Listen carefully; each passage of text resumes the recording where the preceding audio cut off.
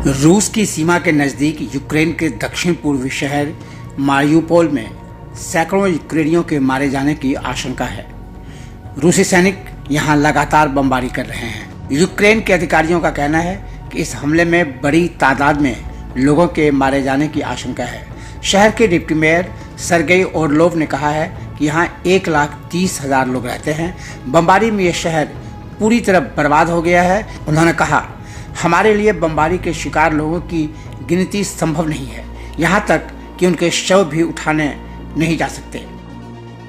उन्होंने कहा, रूसी सैनिक हर तरह के हथियारों का इस्तेमाल कर रहे हैं। वे तोप, multiple rocket launcher, machine gun, विमान और रॉकेट से हमले कर रहे हैं। वे पूरे शहर को बर्बाद करने पर तुले हुए हैं।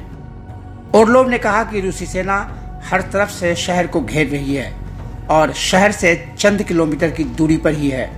डिप्टी मेयर ने कहा, यूक्रेनी सेना काफी बहादुर है और वो शहर की रक्षा करती रहेगी, लेकिन रूसी सेना के लड़ने का तरीका समुद्री डाकुओं जैसा है। वो अपनी सेना के जरिए नहीं लड़ रही है। रूसी सेना यूक्रेन के दूसरे बड़े शहर खार्किव पर लगातार हमले कर रही है। यहाँ के कई सरकारी मकानों को निशाना बनाया गया है। अब खार्किव में नगर परिषद भवन पर रूस ने क्रूज मिसाइल दागी है। खार्किव क्षेत्रीय प्रशासन के उप प्रमुख ने क्रूज मिसाइल से हमला करने की बात कही है।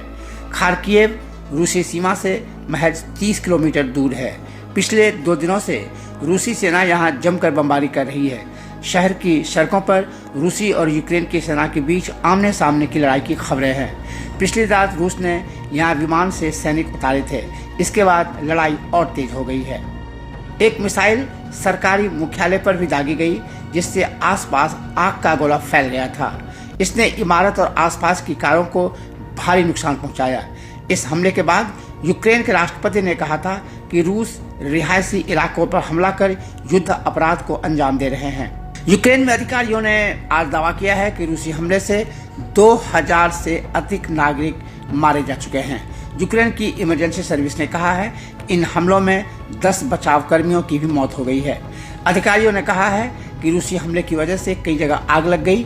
बचाव कर्मियों ने आगजनी की ऐसी 400 घटनाओं को नियंत्रित किया है।